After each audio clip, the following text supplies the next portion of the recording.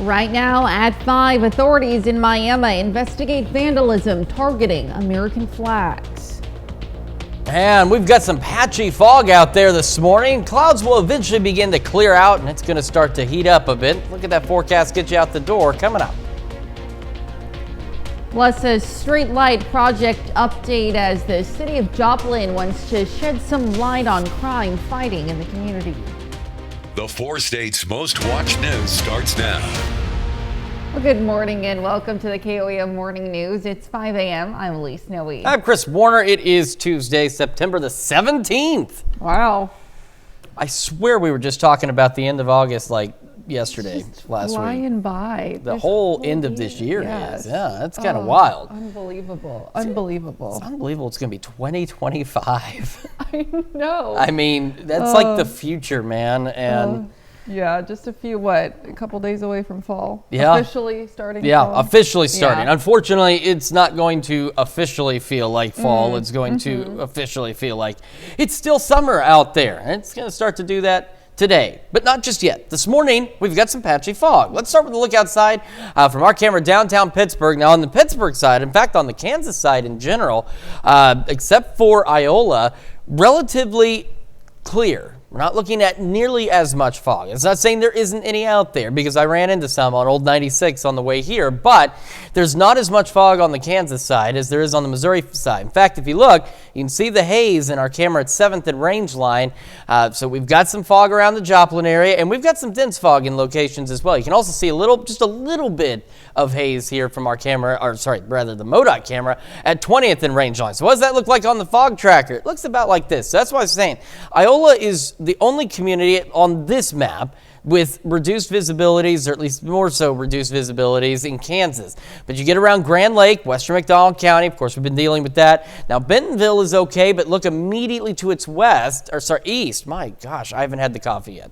To the east of Bentonville, we've got some dense fog, and same around Cassville and Mount Vernon as well. In fact, for Berry and Lawrence counties, we do have fog advisories out there until 9 o'clock this morning. So we'll see if they decide any others need to go out, but at this point, those are the only two. Now on the future track, once we get through the fog this morning, we are looking at mostly clear to partly cloudy skies as we head into the afternoon out there, and temperatures beginning to heat up across the area as well. We're going to start going even more so above normal out there.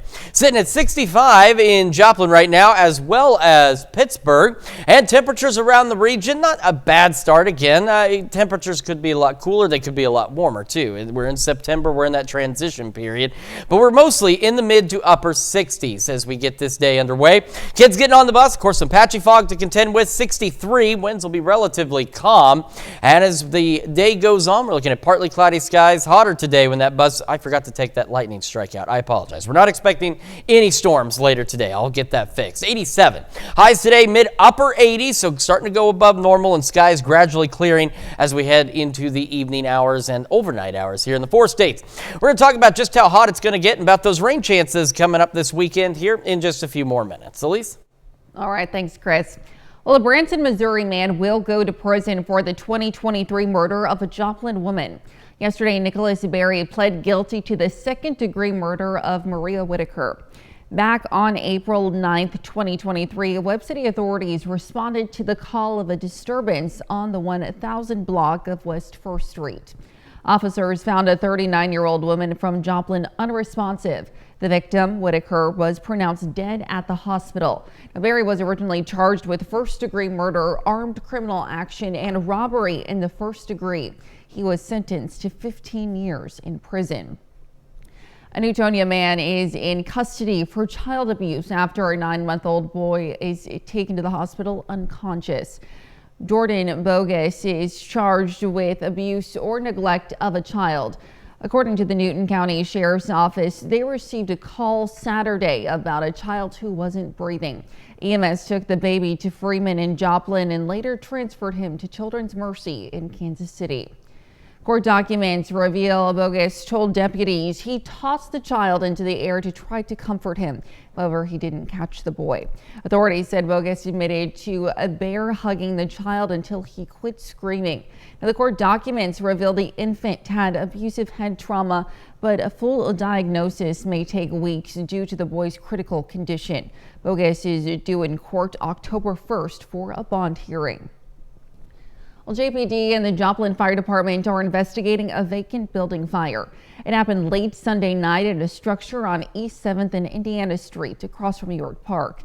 Now, the building is a former transmission shop and in the 1970s and 80s was home to the Stereo Buff. There's no power to the building. Well, authorities report a particularly disturbing vandalism in Miami, Oklahoma, one targeting American flags. Now, local veterans honored the men and women of service on 9/11 by placing flags throughout the town. When they went to retrieve those flags after the event, they say they found 15 flags had been vandalized.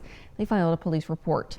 Now, the mayor is currently asking anyone with information to call the Miami Police Department. Yes. To know that fellow Americans would destroy our nation's flag is just, I can't understand. I can't fathom why somebody would want to do that. Again, anyone with information is asked to contact the Miami Police Department. And to be the first to see breaking news, weather, and sports, you can download the KOAM News app. It's available free of charge in the Apple App Store and the Google Play Store. Just search for the KOAM News app. The city of Joplin is taking measures to make its streets safer and brighter. The city is expanding its streetlight program, and the city council got an update last night. KOAM's Melissa Alexis has more. The more lighting we have, the least likely those things are going to happen. If you drive down 15th Street in Joplin, you may notice a lack of streetlights. The owner of the Book Guy says 15th Street can become dangerous and hard to see while driving at night. Our parking lot's really tight, hard to get in and out of, and so when people are flying down here, especially late at night where it's hard to see, that can get a little bit sketchy. Brownlee also says he's seen crimes take place at his store at night, and he believes streetlights would be a deterrent. We've had past incidents, both vandalism, attempted theft of an automobile, attempted break-in. But that could soon change because the city of Joplin is planning to install street lamps all along 15th Street, from Rangeline through Main. Areas were identified through crime analysis, through our police department, as well as just general public safety and infrastructure review processes that just identify where we need streetlights. This will be added as part of the city's street light program. Other areas they're planning to add streetlights to include South Schifferdecker and Prignor. We're always adding new areas as the city grows and we add new businesses and new areas of the community are developed that need streetlights. He says the city aims to make sure there are streetlights about 300 feet apart from each other as long as electricity in that location permits. Reporting in Joplin, Melissa Alexis, KOAM News. Now, the assistant city manager says in the areas they've added streetlights, they've seen a decrease in crime. The city of Joplin will accept feedback on other areas that need streetlights online. And that's a look at this morning's top stories and weather in our first 7 minutes. Coming up on the KOAM Morning News. Seneca softball squares off with Carl Junction for the second time this season. We'll have the details. Plus, thousands of people flock to China's Moon Festival to see the largest lantern fair ever held. And we have a hot and partly cloudy day today. We'll have what to expect with Chris Warner in the Skywatch Weather Center. You're watching the KOAM Morning News. We'll be right back. Missouri Southern Lions football enters its 4th week of the regular season, but the Lions haven't found any momentum after Saturday night's loss in St. Joe. Missouri Southern is now 0-3 on the season. Lions' schedule lightens up a little bit, but it's another tough task as Southern welcomes in Northwest Missouri State in Joplin this Saturday. Lions are still looking for win number 1. Here's what head coach Atiba Bradley had to say during their weekly press conference. A little disappointed the way we came out. We weren't ourselves, and it showed up in the first half, and so we got it corrected. I think the variable that we're not putting into the equation, and is that we faced really good football teams. Pitt's a really good football team. Mo West is going to win some games in this league, and so we're not going against any JV squads or anything like that. We just got to prepare better, you know what I'm saying, and just be more consistent, stacking good plays. You know, we came out pretty strong that second half. I know you guys saw that. So if we could just be more consistent and stack days and make good plays and stop the run, and I think we'll be all right. Crossing state lines over in Pittsburgh, the latest AFCA coaches poll was released yesterday morning, and Pitt State fell down a few spots. Pitt State falls from number 4 to number 10 after the Gorillas lost to Emporia State last Saturday. Pitt State will look to get back in the win column this weekend when the Gorillas hit the road to face Washburn. So here's a look at the top 10 of this week Division II football rankings. Quite a shakeup. Harding remains at number 1, but Grand Valley State goes to number 2 after Central Missouri lost last weekend. Mules dropped to number 11. Pitt State now remains as the only team in the MIAA in the top 10. High school softball continues in Missouri. The Seneca Indians host the Bulldogs yesterday afternoon. Each team looking to turn the season around. Carl Junction and Seneca meeting for the second time this season. Lady Bulldogs beat Seneca in their season opener, starting in the top of the first. CJ leads 2-0. Kylie Spencer places this perfectly on the line. That scores a run, and Spencer goes on into second base with an RBI double. Later in the inning, Jasmine Blaney hits this up the middle for an RBI single. Carl Junction scored 4 runs in the first. Bottom of the first, Kelly Rhodes hammers this, and take a good luck. You're not going to see it for long. An absolute bomb for a 2-run homer cuts the lead in half. That makes it a 4-2 ball game. So we go to the third inning, same score. Addie Ferris with a nice piece of hitting here. 2-run single extends the Bulldogs' lead. CJ now up 6-2, but Seneca wouldn't go down that easy. Indians down 11-4, and it's Callie Rhodes again to dead center, and see you later. Her second homer of the game. Solo bomb makes it 11-5. So we head to the final inning of the game. Kylie Spencer ends this one with a strikeout. Seneca puts up a great fight, but Carl Junction wins the game 14-5. Last Friday, we tallied the votes in our KOAM News Now Insta poll after our press box show on Fox 14, and our performance of the week winner is the Miami War Dogs, who beat the Veneta Hornets on Friday night by a final score of 41-0. The War Dogs are now 2-1 on the season. Friday night's win put them above 500 this week. Miami faces Ulaga in their home field. Well, still to come, we're going to see how dog walking injuries surged over the last 2 decades. Plus, another check of that almost July-like forecast when the KOAM Morning News returns. Welcome back to the KOAM Morning News, 5:17 on this Tuesday morning. And for some of us, it's a bit of a foggy morning, not from our camera in downtown Pittsburgh. You can see it's looking relatively clear. In fact, a good portion of southeast Kansas not really dealing with nearly as much fog as your neighbors to the south and east. However, our camera at 7th and Range Lines actually looks a little better than it did at the start of the show. There was a little more haze out there for some light fog within the city itself.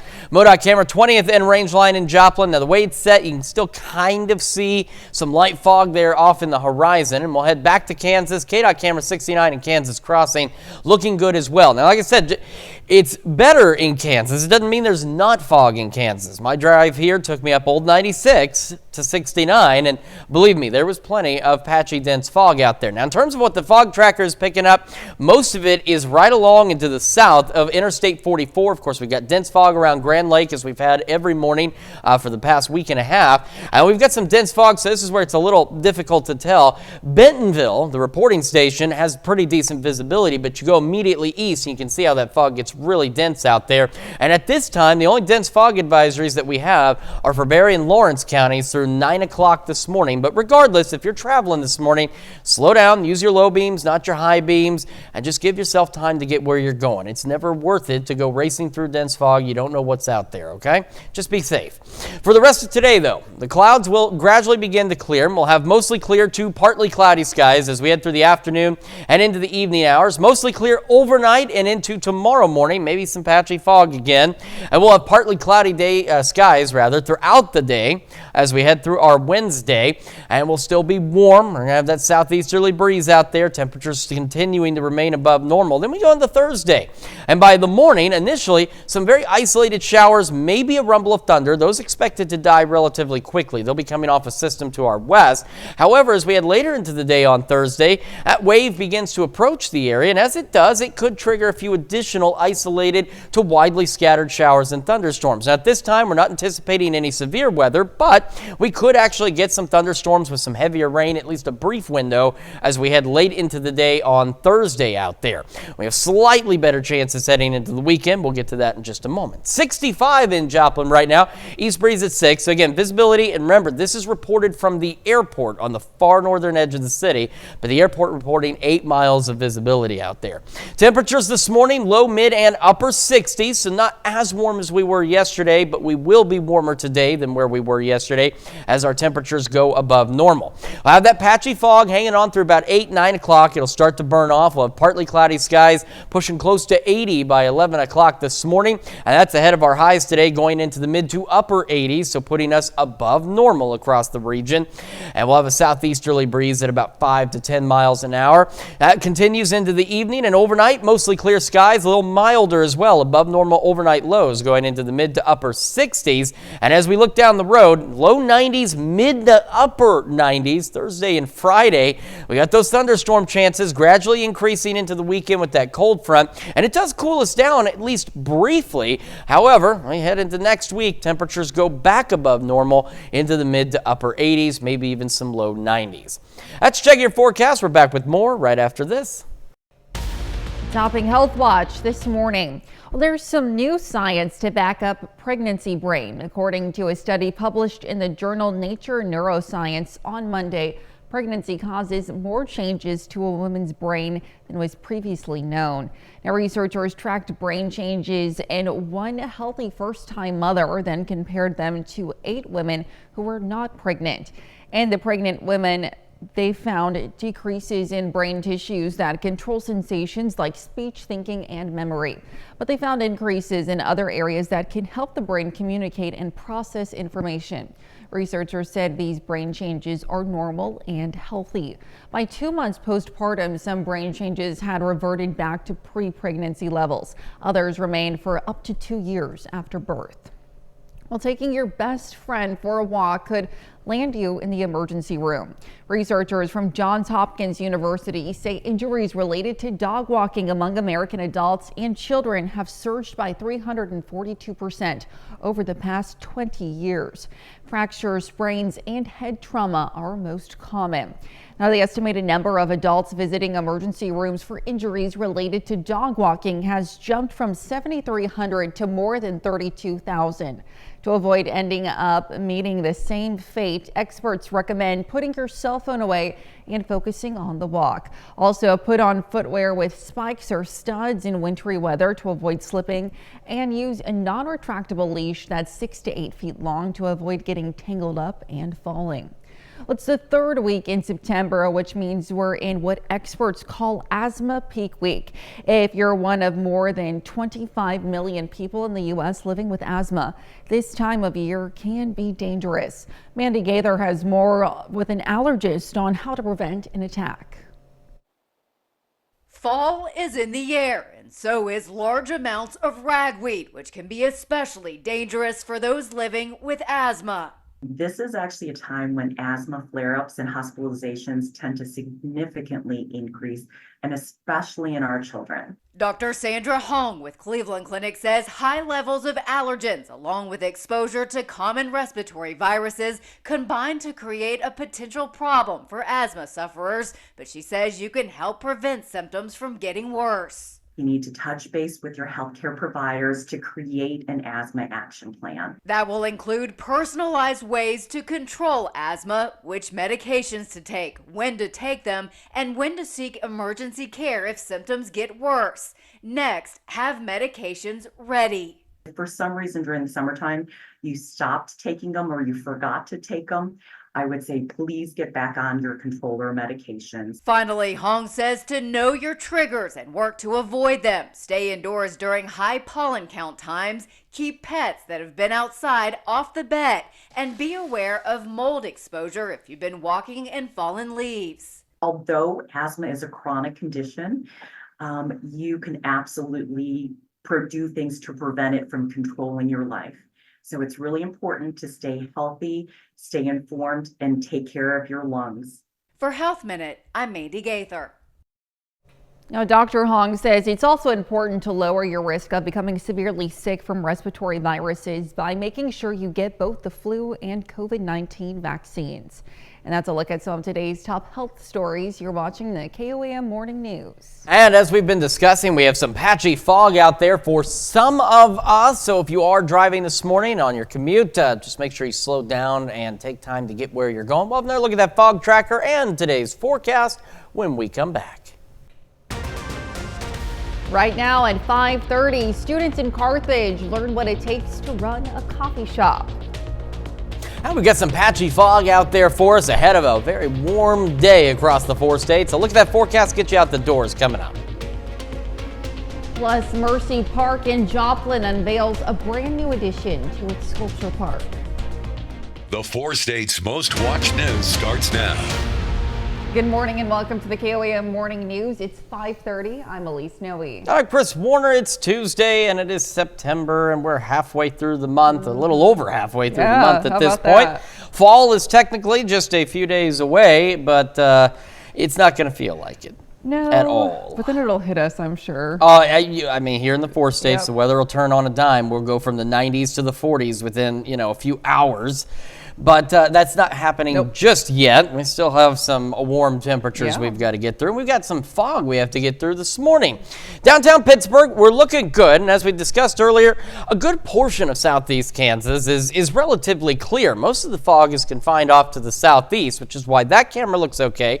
A little bit of that foggy haze from our camera at 7th and Rangeline is a little denser at 5, but it's kind of cleared up a bit around the city. MoDOT camera 20th and Rangeline in Joplin looking pretty good. But if you look in the lights in the horizon, you can see there is some light fog within the city itself. And we take a look at the fog tracker, we can see where that is. In Kansas, the only reporting station with some reduced visibilities is Iola, down 7.9 miles out there. That's the only significantly reduced. Now, Grove down to a mile around the Grand Lake areas. We've seen every day for the last week and a half, stretching into western McDonald County, just to the east of Bentonville, and down through Berry and Lawrence County. So really, some of the thicker fog is right along into the south of I-44 out there. And the only fog advisories, again, at this point that we have across the area are for Berry and Lawrence counties through 9 o'clock this morning. Future track heading into the afternoon. Skies will begin to gradually clear as we go through the day, so we'll have mostly clear to partly cloudy skies as we head into the afternoon and evening hours, and then eventually we'll just go straight mostly clear overnight tonight. Quick look at temperatures, 65, both Joplin and Pittsburgh this morning, and around the area, low, mid, and upper 60s, but all of us hanging out in the 60s once again as we get this day started. Kids getting on the bus again. For some of you, some patchy fog. Otherwise, partly to mostly cloudy skies. Low 60s out there and a calm wind. Southeast breeze 5 to 10. Partly cloudy, much warmer, 87 when that bus brings them home. And again, we'll be above normal today as we go mid-upper 80s across the area with those skies gradually clearing as we head into the evening hours. We do have some rain chances a little later on. We'll talk about all of that and the big heat up that's on the way here in just a few more minutes. Elise? All right, we'll see you soon, Chris. Well, the city of Coffeyville, Kansas announces the name of its new fire chief. Mike O'Connor is a Coffeyville native and a member of the fire department since September of 2007. Over the course of his career, he's risen from driver to lieutenant to captain and now chief. O'Connor also teaches fire science classes at the Kansas Fire and Rescue Training Institute and at Coffeyville Community College. Covenant Harvest Church in Pittsburgh breaks ground on a new building. The new building, the Covenant Care Collaborative, also known as the C3 building, will expand the ministry's already existing services.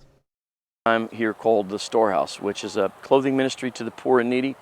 And we began to discover through a number of collaborative efforts in the community that clothing pantry needs existed in other charities and agencies in the Pittsburgh community. So that was the vision behind the birthing of what we're calling the C3 building. The Covenant Harvest Church is at 615 Frontage Road in Pittsburgh. Water Gardens in Joplin digs into its annual Empty Bowls event. The event, held at the Joplin Greenhouse and Coffee Shop, serves as a way to care for and feed the hungry in the community. From now through Saturday, patrons can pre-order a pottery bowl handcrafted by local artists. Buyers will later enjoy a serving of soup and get to take the bowls home. The money raised goes to help fund efforts to feed the community. What's new this year? We've got a new venue on our event day, Soup Day, Thursday, November 14th at Suzanne's Natural Foods. And we've also added 3 new pottery studios from Southeast Kansas that have made bowls and donated them to the event. This is the 12th year for the annual event. Mercy Park in Joplin celebrated a new addition to the Rotary Sculpture Garden yesterday with a ribbon cutting ceremony. The latest edition, titled The Shape of a Woman, was sculpted by local artist Aston Stovern. Now, Stovern says the design reflects a woman's ability to stand tall and on her own, no matter how fast her world is spinning. We were excited that there was an opportunity to put a sculpture in. Lucky enough to find Aston, who is an old friend of mine. We grew up together, so that's an extra honor for me to be able to have her, but have a woman who's local and was able to create just a beautiful sculpture for us. The garden now has 30 sculptures on permanent display by 14 renowned artists. Now, the sculpture garden is open to the public during normal park hours from sunrise to 11 p.m. Well, some Carthage 6th graders took a special trip to Hatcher's Coffee House yesterday. Students were able to see what it takes to run a coffee service. Now, the students are part of the Gifted and Talented Education Services, or GATES, and they plan to launch their own coffee business called Brew Crew. So because they give us so much, they give us an education, and sometimes they put up with our attitude. We came up with this idea and we all said yes as a class. We were like, this would be perfect because how much hard work they do and they're always exhausted. The Brew Crew will officially open up shop on September 23rd. Well, Tiger Cub Care students at Carthage's Mark Twain Elementary learned about fire safety yesterday morning. Pre-K kiddos had the opportunity to learn from the Carthage Fire Department about staying safe during a fire emergency. Yesterday's visit from the fire department is part of the school's Community Helpers Initiative, where local leaders come to talk to students about the importance of jobs within the community. And that's a look at our top news stories coming up this half hour on the KOAM Morning News. 17 people have died in Central Europe as heavy rainfall and flooding sweeps across the region. Plus, as tensions rise in the Middle East, the region moves closer to an all-out war. We'll have the latest. You're watching the KOAM Morning News. Topping World Watch. Thousands of people flock to China's Moon Festival to see the largest lantern fair ever being held in Beijing. The fair began last weekend and runs through the end of the month, celebrating China's traditional Mid-Autumn Festival. A total of 100,000 lantern ornaments are on display for visitors to enjoy. Now, the designs draw from traditional Chinese paintings, cultural relics, Chinese poetry, and fairy tales. The Chinese government is working to reignite an interest in traditional festivals for the younger generation in an effort to offset the impact of Western cultures.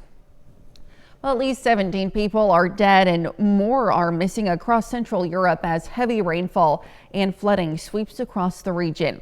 4 new deaths reported yesterday across Poland, Czech Republic, and Romania.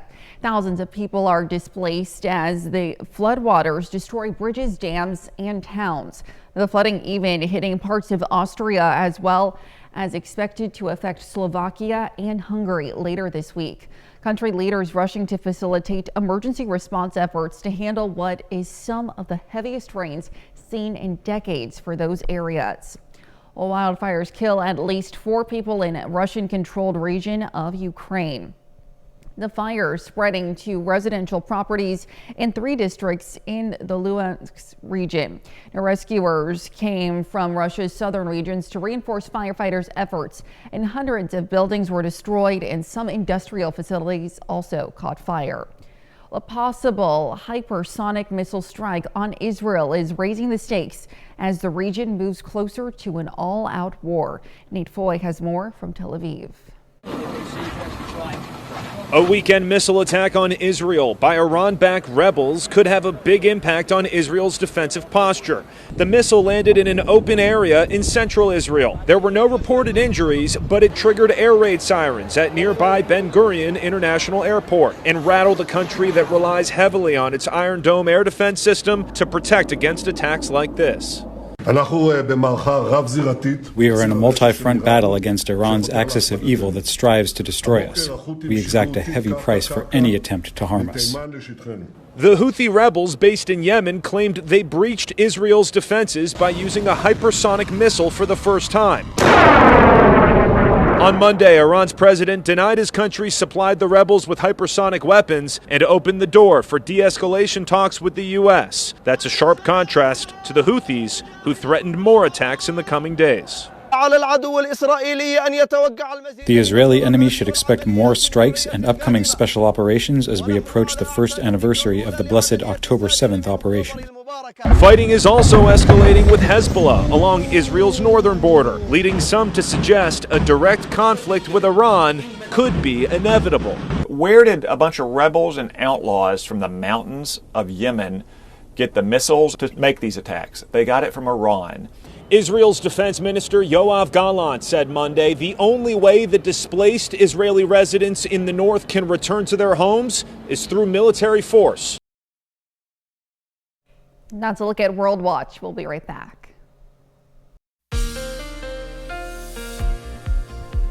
Welcome back to the KOAM Morning News. It is about to be 5:45 on this Tuesday morning. We are starting with a live look from MoDOT camera 20th and Rangeline, looking back to the north. You can see again off in the distance within the lights, still some light fog within the city itself. We do have some patchy dense fog across the air. We're going to look at the fog tracker in just a moment. Looking pretty good though from the KDOT camera 69 and Kansas crossing. Now, while most of the denser fog is really along and south of I-44, it doesn't mean it's not other places. So you need to slow down, give yourself time to get where you're going. Take it easy out there and use your low beams, not your high beams. So we do have some slightly reduced visibilities around Iola. Now seeing that fog right in our eastern counties from Stockton to Mount Vernon down to Cassville. Grove around the Grand Lake area down to half-mile visibility. Remember, Grove is the reporting station. And you see that denser fog up here, so we're talking points where there's probably almost zero visibility stretching into parts of McDonald County, east of Bentonville out there. And again, at this time, the only fog advisories we have are still for Berry and Lawrence counties until 9 o'clock this morning. But regardless, if you saw anywhere on that fog tracker and you know you're driving through those areas, slow down, give yourself time to get where you're going this morning. It's not worth it, okay? Just be smart. On the future track, clouds will gradually clear as we head through the day. We're looking at mostly clear to partly cloudy skies across the area as we head through Tuesday and into tonight. We'll have partly cloudy skies for our Wednesday. We're going to be warmer today. We'll be warmer yet on our Wednesday. And if Wednesday doesn't get warm enough for you, Thursday is going to be even hotter across the area. But Thursday also starts some thunderstorm chances for us. Now, at this point, we're not anticipating anything severe. We're still a couple of days out. Keep an eye on everything for you. Now, Thursday morning into parts of southeastern Kansas, maybe an isolated shower or storm, but those will die out by about mid-morning on Thursday, leaving us partly cloudy to mostly clear. We start to heat up, and as we go later into the day, thanks to that heating and a wave off to our west, we could see some additional isolated to widely scattered showers and thunderstorms. At this point on Thursday, most of the meaningful rainfall and the organized activity looks to be confined to southeast Kansas and northeastern Oklahoma, but Missouri, you may get in on a few of these showers as we go late into the day on Thursday. And as I mentioned, Thursday kicks off a few days worth of rain chances out there. 65 in Joplin right now, east breeze at about 6 miles an hour. Temperatures this morning, low, mid, and upper 60s as we start our day. So some of us, many of us, a little above normal out there. Will be even more so as we go into the overnight hours tonight. We'll have that patchy fog continuing until about 8, 9 o'clock, and it'll begin to burn off out there. Partly cloudy skies pushing close to 80 by 11 o'clock this morning.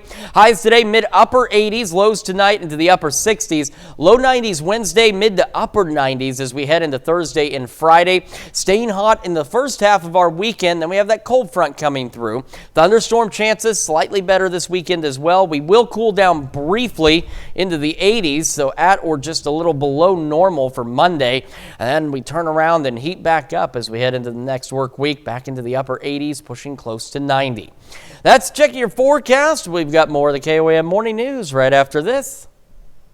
With the latest movie news from Tinseltown, here is Rick Damigella with the Hollywood Minute.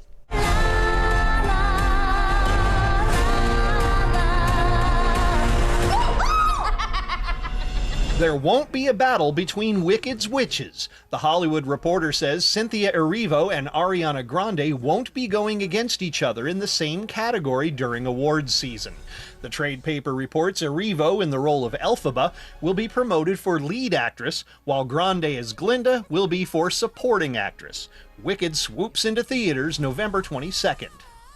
A lot of gratitude to our chosen business. Some people call it an industry. James Cameron plans a non-Avatar movie. Deadline reports Cameron has picked up the film rights to the upcoming book Ghosts of Hiroshima. Cameron told the industry outlet that he plans to adapt the book and its predecessor, Last Train from Hiroshima, into one film. You take the red pill, you stay in Wonderland, and I show you how deep the rabbit hole goes. There's no need to take the red pill, as The Matrix is back in theaters this week. Fathom Events will show the cyberpunk sci-fi classic on the 19th and 22nd in celebration of the film's 25th anniversary. Having deja vu in Hollywood, I'm Rick Damigella. Well, an insane crash caught on camera in the South involved a train and a truck and an armed tank. You have to see it to believe it. Jeremy Roth has today's. Take a look at this. Oh, watch the moment a train smashes into a truck that was carrying a tank. It happened in Goose Creek, South Carolina, after eyewitnesses said the semi-truck hauling the armored military-style tank became stuck on the tracks. News agencies say the driver was seen trying to free the trailer, but fled at the last second as the CSX train came barreling through. No one was injured in the crazy crash, but the roads had to be closed as officials were later left to clean up the mess that had left the tank top spinning and eyewitnesses reeling. Holy A near collision on an airport runway in Tennessee caused a passenger plane forced to brake. Let me explain. This Alaska Airlines jet had been cleared for takeoff, but a reported ground traffic mix-up had cleared another plane on the same runway at the same time, forcing the Alaska airline to avoid a collision by braking so hard it blew multiple tires. No one was reported injured, but all 176 passengers had to make new plans after the near-miss flat tire fallout sidelined the plane. Finally, how's about some vehicular news that'll make you smile? Nah. Is that your bike? Yeah, this guy. Police in Medford, Massachusetts got to reveal a happy ending for a motorcycle owner whose beloved bike had been stolen from him. Medford PD says the bike was very unique, and through clever investigative work, they were able to track it down and surprise owner Mario Ferreria, who'd said he had saved his whole life for the bike and was clearly very grateful. No way, buddy. Or take a look at this. I'm Jeremy Roth. Stick around. We'll be right back. Well, a dragon festival takes over the city of Hong Kong yesterday. A dragon made out of straw packed with incense sticks. It snakes its way around the streets, carrying dozens who live in the city's Tai Hang district. And the festival commemorating the fire dragon, which is said to be a memory of a past plague. The area remains one of the places in Hong Kong that has a thriving local community and holds a strong sense of tradition, like the fire dragon dance ritual. Well, here in the U.S., an unexpected moment for one man in Colorado after he captures video of a bear taking a stroll in his neighborhood. David Navarre says he was taking a morning dip in his hot tub Sunday at his home in Littleton when he saw something moving in the bushes, and moments later he realized it was a bear. Navarre says he wasn't scared, just excited at the opportunity to see it. Another neighbor, Andrew Gambardino, says he was walking his dog when he spotted wet paw prints on the asphalt. How about that? That's something to see. You're walking the dog, or like the other guy just sitting in your hot tub, and here comes a bear just saying, hey, what's up? Mind if I join you? I don't know if you should let the bear join you or not. But you had that one bear down by the ocean last week in one of these stories. These bears are just kind of moving in wherever they wish to. Thankfully, no bears from our camera at 7th and Range Line, but we do have a little bit of fog out there, and we're going to have some patchy fog, some of it pretty dense out there through about 8, 9 o'clock in the morning. It'll begin to burn off. Partly cloudy skies pushing close to 80 by 11. As we head into the afternoon, temperatures start going above normal today as we're looking at mid-upper 80s, and we'll have mostly clear to partly cloudy skies as clouds continue to decrease across the area.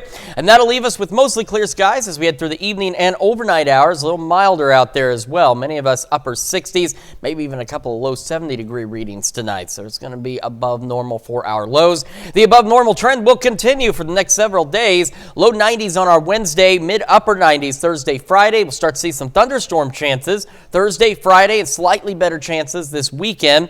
We'll still be hot by Saturday, and then a cold front sweeps in, does cool us down briefly for Sunday and Monday. Then we heat back up next week, upper 80s to near 90. That's Check Your Forecast. We're back with more right after this.